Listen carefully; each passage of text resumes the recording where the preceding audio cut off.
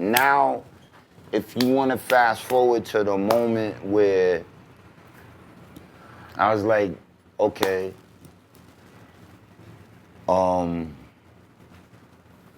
we was in Virginia, Uncle Ralph. That's why I say I will never forget how much Uncle Ralph showed me he loves me. Right. We was doing a show at this shit called the Riverside Cafe or Riverfront Cafe, some shit like that. And I think it was Bad News, Virginia. I think it was Newport News. You shout out to OC. It was me, OC. Mush. Mush. I just spoke to Mush too 2 days ago. Tell him so. I need his number. Say less, I got you. Yeah. Matter of fact, I gotta call him back because the other night it was a lot going on. But Word. We went to the same club we was gonna perform at the day before. It was a Friday night. And something happened with Mush. He was by the bar. And mind you, we was all together. We signed at TVT. Even with the conflict between George, my manager, and Irv, George was with me. Irv was with the Cash Money clique. And my cousin Barnes, who fuck with Puff and them niggas, B.O. That's my cousin. Right. He's with me. George is his brother. So even the tension with George, we was all still moving. Again, right. It's evidence to the fact that if I didn't fuck with you and if my intent was, fuck you nigga, I'm out, it wouldn't have been none of this shit going down. Right. So we all moving as a unit. Flush is with me, my brother, like my regular little squad that's on the road with me. And we go in the club, and I don't know what happened prior. I know I saw the nigga O, and it was these two niggas, like, I could tell he was boxed in.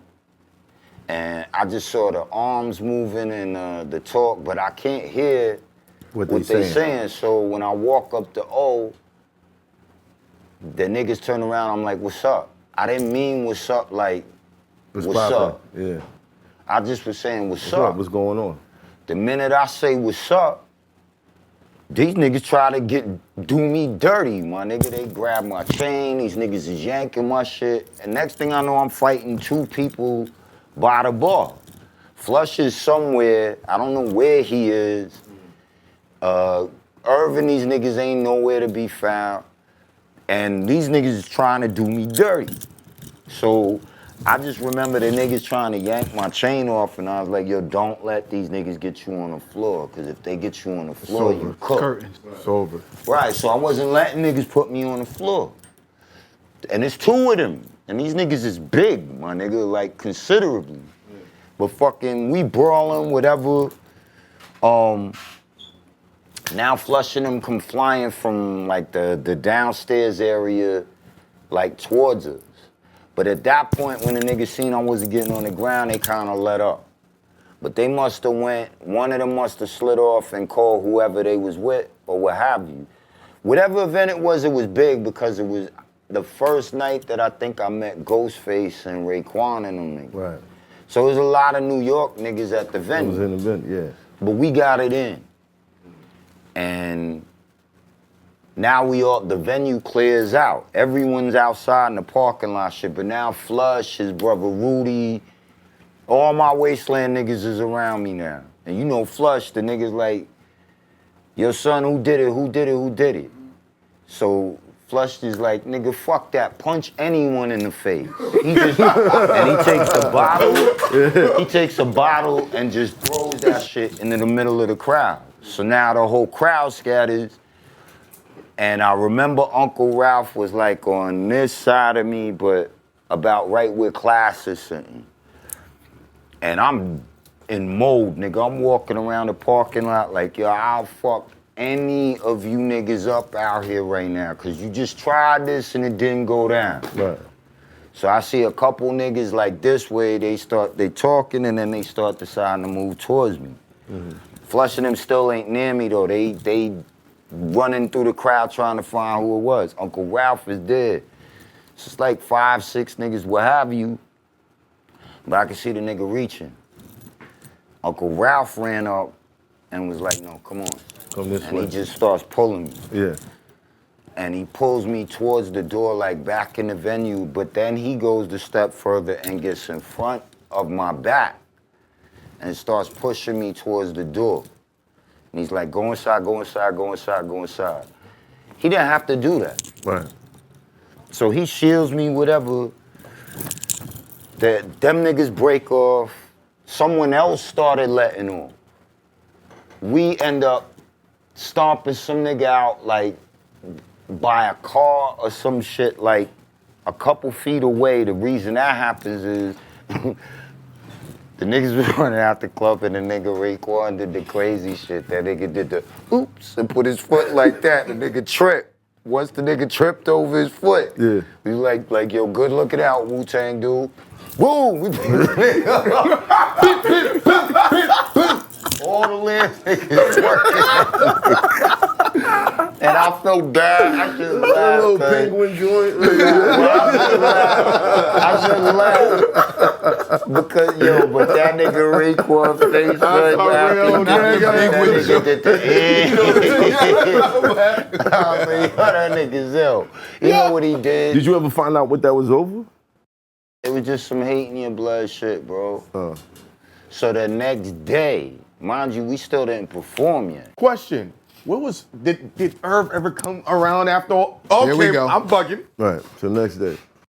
So the first thing I say to this nigga, and mind you, there's another scenario going on between Irv and my manager's brother.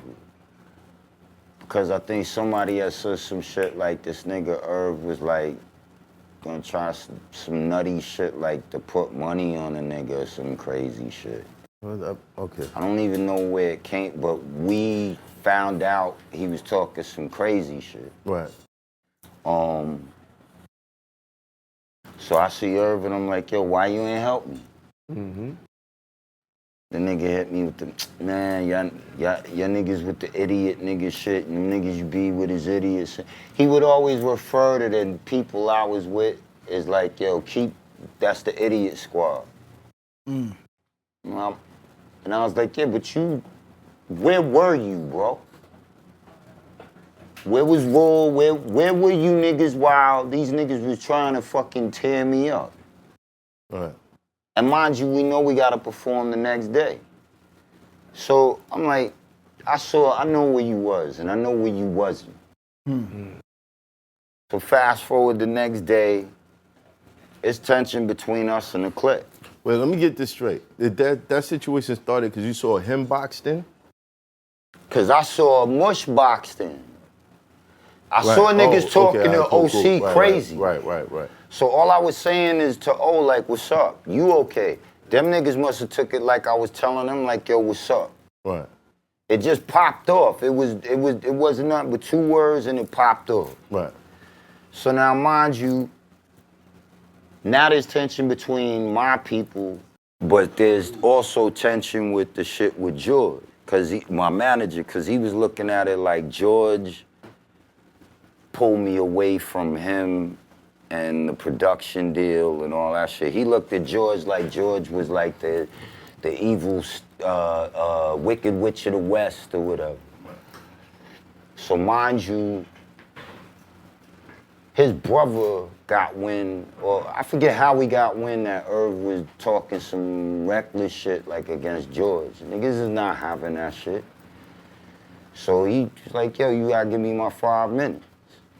Mind you, this is after the brawl and all that shit. Tensions is high. And we don't even leave in the same vehicle. So him and the clique had one vehicle and we in another van. Matter of fact, my man K-Son had the van with the Smith-Ash bit oxes in it and shit. Right. You know, so they in the van, niggas is letting me have it like, yo, where was your friends? Right. Where was your rough, tough friends at? Them niggas ain't do nothing. Right. And they didn't. But as that's occurring, all the shit is coming to a head between him and George. So George's brother was like, yo, you gotta give me 5 minutes. but you super gangster. Do you know this man called my phone and was like, either I called him or he called me and I was like, yo, this nigga brother wanna talk to you, man.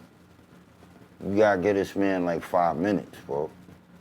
Not bro, but whatever it was at the time. You gotta get this man his... But Mike, why does he wanna beat me up? Yeah. But Mike, but why? But I don't know. Why don't you come to the hotel and your clothes is in the room or you gotta come back in? Why don't you ask him? This is the next day? No, this is that night. Oh, that night, okay, cool, right. And at that point, I don't wanna see any of that happen because I'm still caught in the middle of all of this shit. Right. And I still, even with all my adrenaline rushing and all that shit, I still don't want to, so I'm trying to offset the tension between them. It didn't come to blows. I think they might have talked or whatever, but yeah, that nigga was like, but why? But why? But why? But you running around super thug, my nigga, so what you asking why for? So now fast forward, the tension dies down, it's the next day, but we not fucking with each other. Like they went and did what, you know, during the day at them conventions or whatever it is, you go do whatever you do, and then when you gotta perform, you go to your venue. Right. So we had to go back. And the clique was performing too. But we wasn't performing like all together. I think originally we was gonna, I would have set it off and then they was supposed to come on after me. But now it's tension between us. So we wasn't even rocking with each other in the club. Like they was on another side of the club. The niggas that was with me, we was on this side. Right. And I remember, like I didn't know what to expect. I didn't know if them niggas was gonna come back.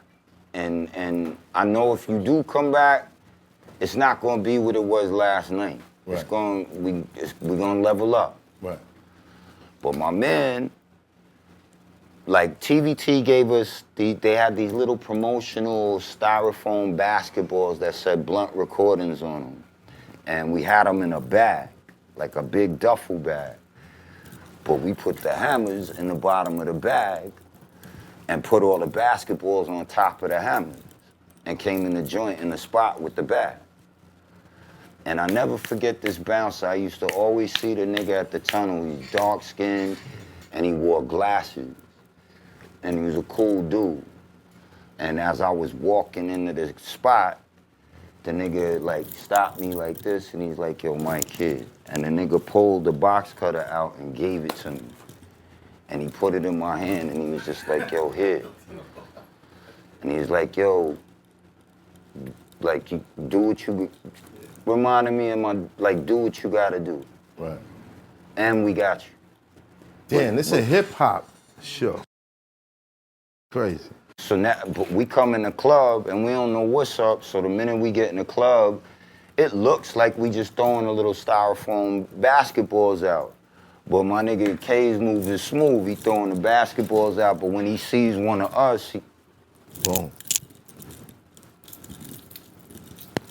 Boom.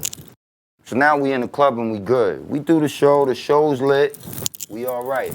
You gotta understand, during the whole performance in my head, I'm praying, like, yo, please don't let us get it. That's not really nothing you want. Right, exactly. Like, for real, like, why would you want that? You don't. Right. You know, so I'm performing, but I'm staying focused, and I just want the show to go good, and it's all right. It's cool. It's Hoffa. Trapper turn smack rapper. Only smack rapper that you know is smack rappers.